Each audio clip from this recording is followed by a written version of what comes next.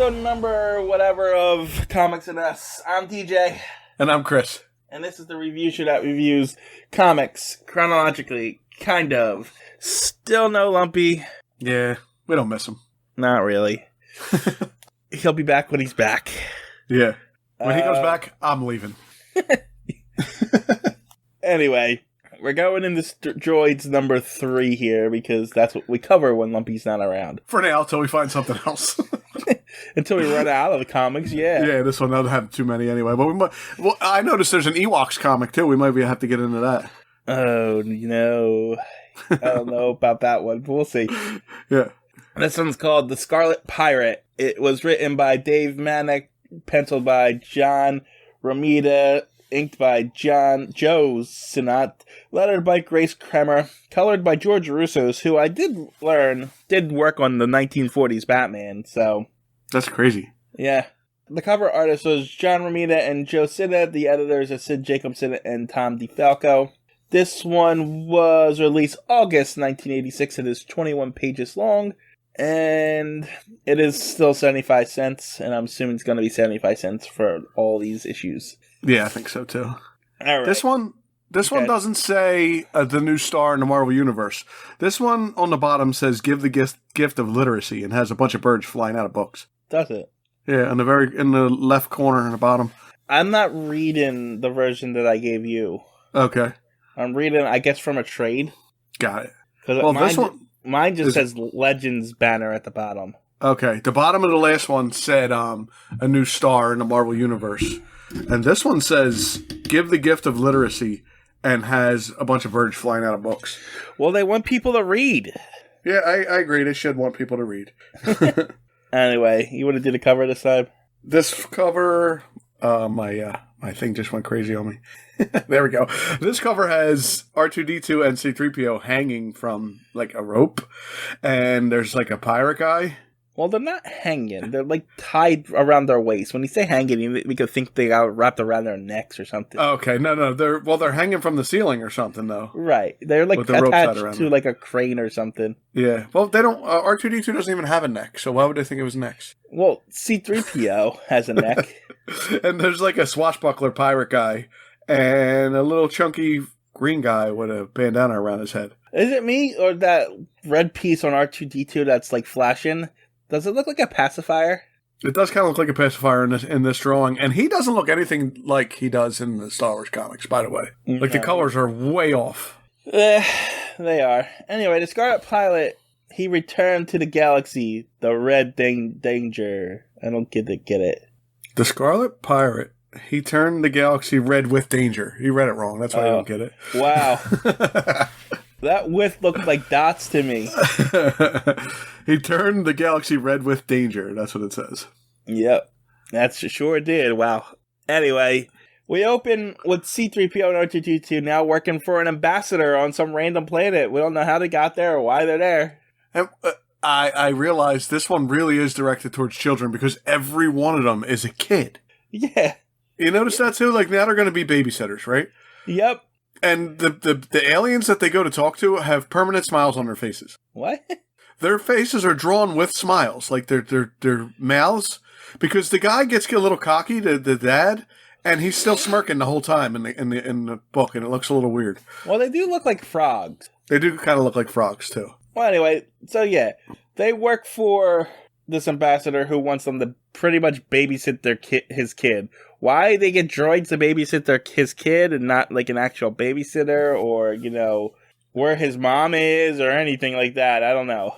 I don't know either. I know he goes to, I don't know, some kind of peace meetings or something like that, and the kid complains about him not being there the whole entire time. So apparently this isn't the first time he left them behind. So. Right.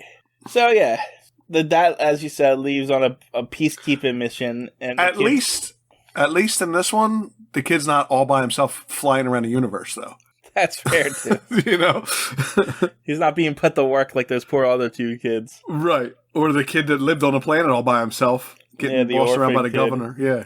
So. Anyway, the kid brings R2-D2 and C-3PO into his room, and he wants to play Space Pirates. And then the droids are like, yeah, we'll play with you. And so he ties them up. Yeah, that was a bad idea. Oh, yeah, we'll play with you, little bad kid. All right, well, now you're in trouble. Now you're all tied up. Now he goes to the TV, I guess, and wants to know what his hero Red Jack would do. And at first I thought it was like a TV show. Yeah, so did I, but apparently his hero is on the news, right? Yeah, he's a wanted criminal. Yeah. He's like a real bad guy. He's not watching a TV show. It's like, I don't know, why did he pick this guy to be his hero? Like, do they not have actual TV shows? Or are they just listening to stories about this Red Jack and it's like a Robin Hood kind of thing? But the guy's not. No, not even close to Robin Hood. No. Anyway, so he has them tied up, and then he hears on the news that Red Jack, the pirate, has been arrested. And he leaves the droids and he's going to go rescue Red Jack. Yeah, well, he doesn't understand why he's arrested because he doesn't do bad things. I don't understand the story already. Because Red Jack's innocent. He's actually a hero. And I said that the kid wasn't flying around the galaxy by himself, but he's going to go save Red Jack, so... Anyway, R2 frees the droids, and they chase after the kid. The kid throws a magno neutralizer at the two guard droids that are guarding Red Jack. Why is there no humans on this ship? There's no humans on the ship, and if the kid has access to a magno whatever, grenade thing... then how easy would it have been for just somebody that knows this Red Jack to do the same thing? Yeah, exactly. I mean, they did say the kid's dad buys him all kinds of technological advanced things. Okay, so maybe. Maybe it's really expensive. But at the same time, is there an alien or somebody? You don't just leave things up to droids. Droids are incompetent in this world. They really are, and they're easily disposed of. Yeah. I mean, Red Jack was literally just saved by a kid. Yeah, a little frog kid. Anyway, so Red Jack's like, all right, you want to be a part of my crew? Fine. You're a part of my crew. So they get in the escape, the prison transport shuttle. And R2-D2 and C-3PO also jump on board. Yeah, they followed them there. We didn't even mention that. But yeah, they sneak on board as soon as they get into that thing. I don't know how they sneak on board. The ship looks like it's like 3 inches across. But apparently they still... Good. What do you mean it looks like it's 3 inches across? It looks like it's small. Well, there's a door on the side that they get into, so I guess it's big enough for them. But isn't that the same door that Red Jack came out of? Oh, yeah, it does look like it is. So it's only the size of like 2 people. Yeah, so you're right. I don't know how they hid in there, but apparently they did. Anyway, they drove this transport to the ship, but on the way... the kid explains how his dad's a peacekeeper and stuff like that. And then Red Jack gets the idea, ships to take over. So Red Jack apparently recognizes his dad's name, too. Like, he knows who he is. Exactly. But anyway, that's end of part 1. Part 2, the end of the game, as they get on Red Jack's ship. And Red Jack introduces the kid to his crew, which is like a lizard man and... like a little hippo guy or something, a snake guy. And a snail guy. Guy that looks like Gonzo from the Muppets. Anyway, R2-D2 and C-3PO come out of the ship, and I don't know what they're going to do, but... we never know what they're going to do, and then they find a way.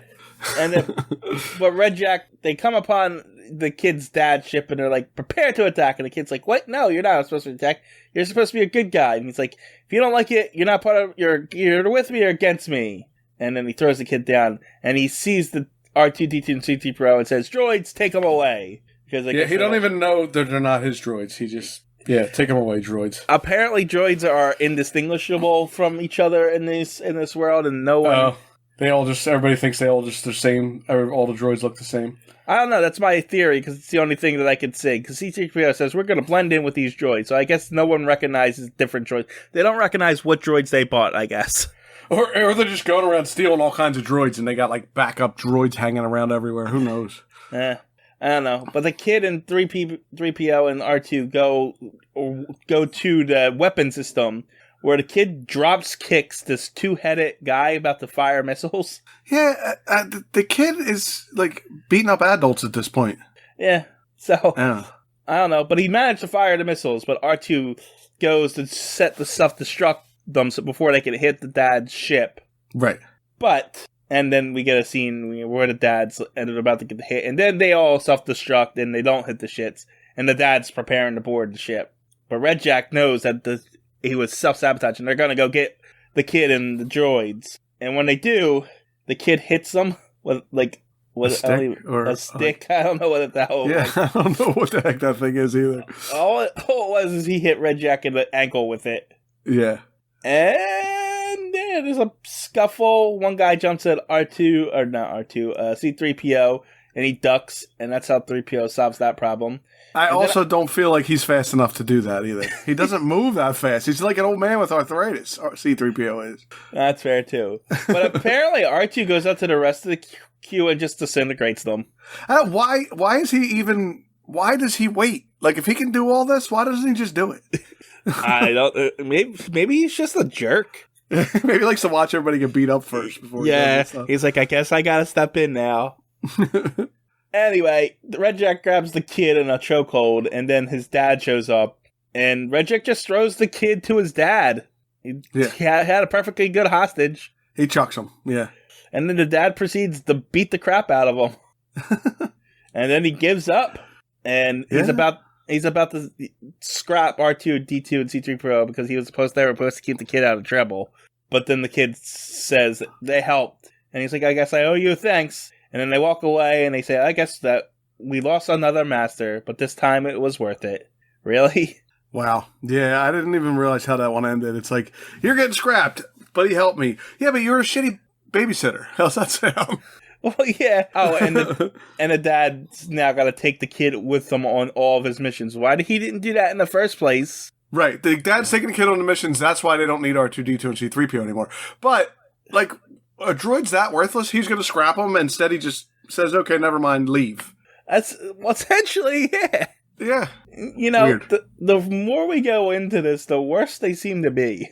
Yeah. I think I was a little nostalgic in the first one, but now I'm a little, yeah.